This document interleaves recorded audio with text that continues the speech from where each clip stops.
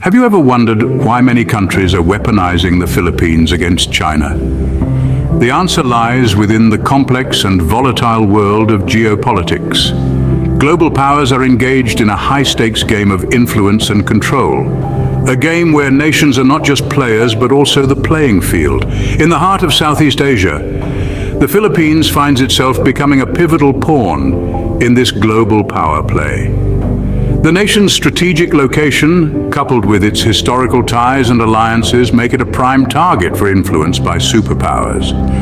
The tension between these superpowers is palpable, and their actions reverberate across the globe. Take, for instance, the recent shift from the US dollar to gold by central banks. This move, led by countries like China, Russia, and India, is a clear sign of the growing unease with the dollar's dominance. According to a Business Insider article, a record 33% of monthly global demand for gold is now coming from central banks. This trend is driven by concerns over the dollar's dominance and the increasing use of financial sanctions by the US and its allies.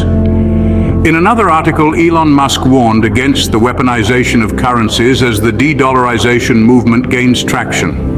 The US dollar's share has decreased from 73% in 2001 to 47% in 2020, a significant decline accelerated by US financial sanctions on countries like Russia and China. But it's not just about dollars and gold, it's about power, influence, and control.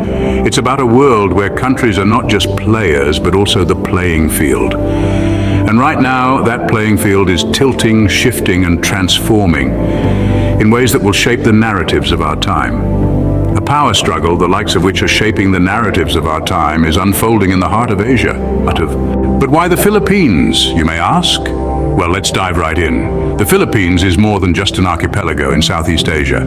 It's a strategic linchpin with a remarkable geographic advantage. Nestled in the heart of Asia, it provides easy access to key markets in the east and west. It's like the fulcrum on which the scales of global power could tip. Historically, the Philippines has always been a point of interest for major powers. Its rich colonial history with Spain and the United States has woven its culture with threads of the West. At the same time, its proximity to China and other Asian nations has deeply ingrained Eastern influences into its fabric. This makes the Philippines a fascinating blend of East and West, an influential player in the global chessboard.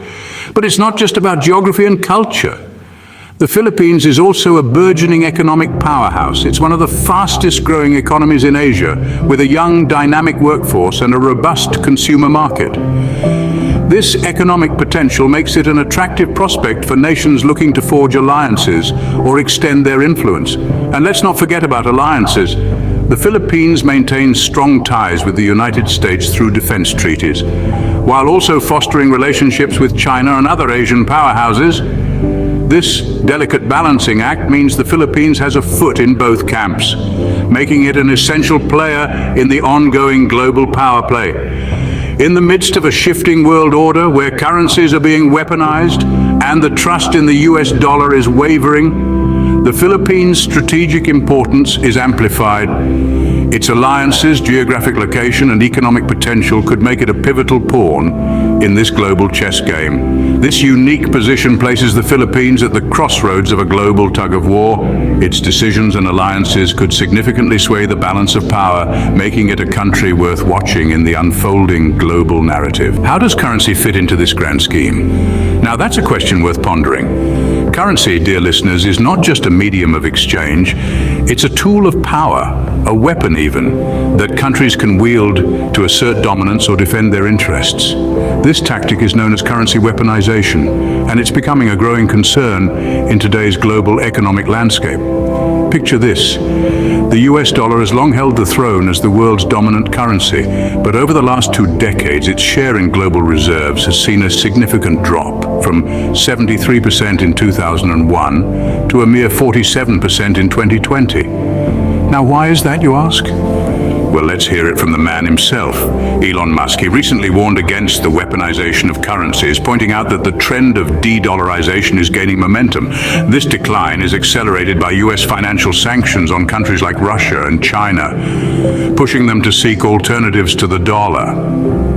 But it's not just these countries that are exploring other options. Even US allies like the Philippines are dipping their toes in the waters of currency diversification. This is a move that could have widespread implications for the global economy. The question then arises, what could this mean for the future? Well, as more and more countries explore alternatives to the dollar, there's a chance we could see a shift in the global financial power dynamics. The future of global finance may hang in the balance. And as we delve deeper, we find that this is just the tip of the iceberg. There's a whole other facet to this story, a golden one, if you will, but we'll get to that in the next scene. The future of global finance may hang in the balance.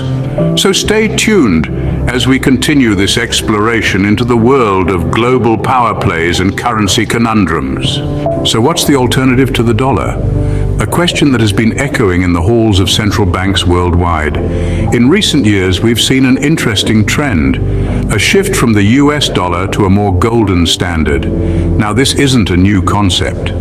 Gold has been a symbol of wealth and power for millennia, a standard of trade that predates our modern currencies. But why the sudden resurgence? Well, there are a couple of reasons at play.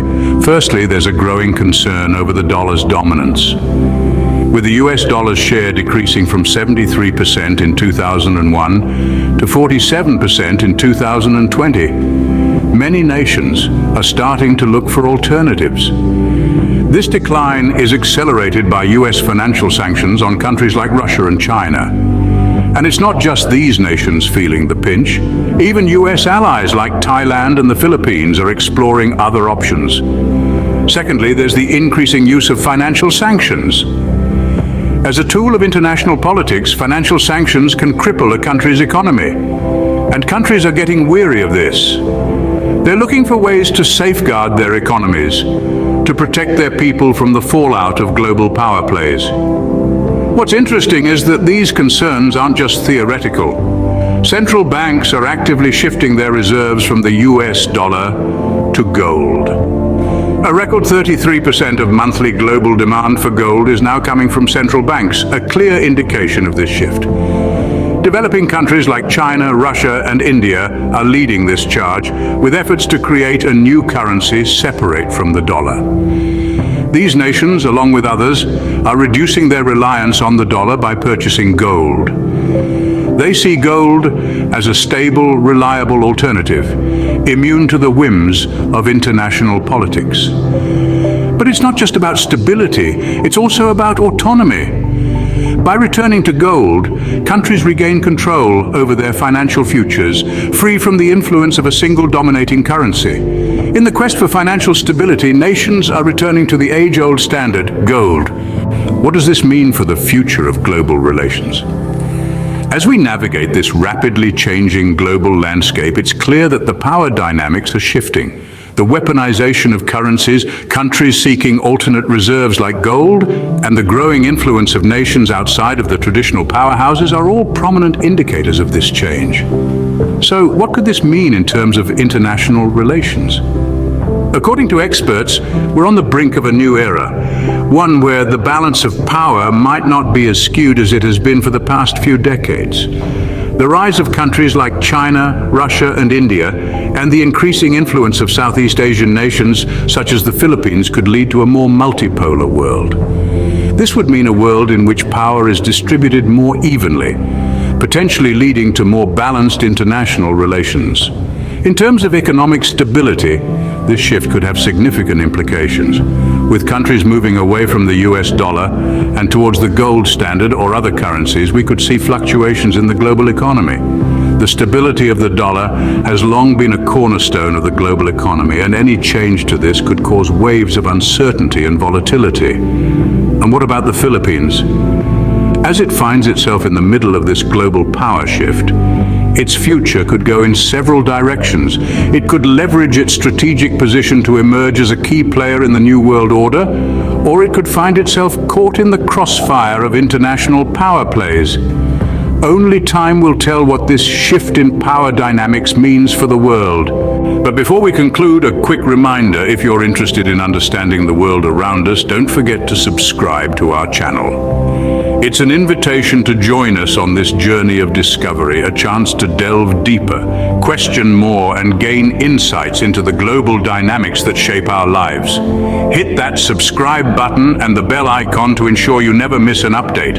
As we journey through these complex global narratives, remember, the world is full of wonder. Subscribe for more amazing content and keep wondering. Don't miss out on future explorations and discoveries. Hit subscribe and ring the bell to stay updated with our new content. Your journey of wonder continues with every video. Stay connected and engaged on social media. Continue the conversation, follow us. Thank you for being a part of the Have You Ever Wondered community. Keep wondering, keep discovering. Until next time.